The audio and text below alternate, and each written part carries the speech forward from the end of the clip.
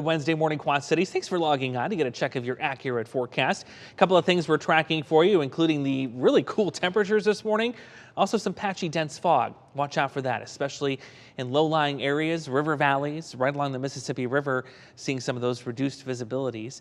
The temperatures this morning, very impressive. The amount of cool air that we've got, dry air, actually pushed us into the 40s here in the Quad Cities. Dubuque and Burlington, the warm spot. The rest of us, though, well into the upper 40s. A number of weeks since we've seen anything that cool, especially here in the metro.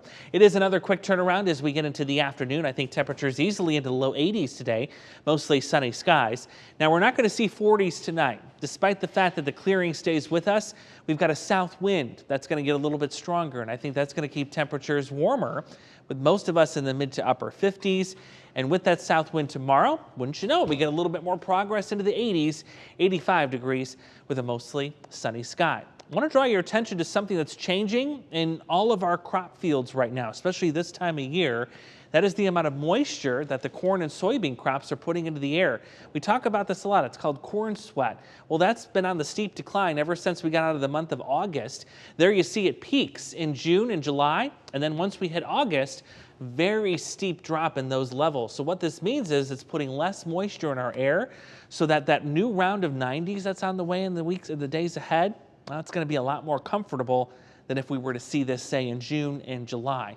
There you see the moisture levels will steadily increase as we go into the upcoming weekend, but we're keeping this number, the dew point number, out of the 70s. And that's when it starts to get very uncomfortable. There you see the scale. 70 plus is when you really start to feel that humidity. So while we'll get a touch more humidity for the weekend, it's not going to be anything nearly as uncomfortable as we would see, say, 2 months ago. So there's when we're going to see the 90s. That'll be early next week. Still tracking some showers and thunderstorms Saturday into Sunday. I want you to check back in with us tomorrow morning because I'll fine tune when these are going to be arriving. It's not an all weekend rain. There are going to be several dry hours, but certainly it looks like a few of those hours we're going to need to plan on having at least an umbrella or some kind of rain gear. You can also keep tabs on this as well with the News 8 app and the Storm Track 8 app. That'll take you an hour-by-hour forecast as we head into the weekend.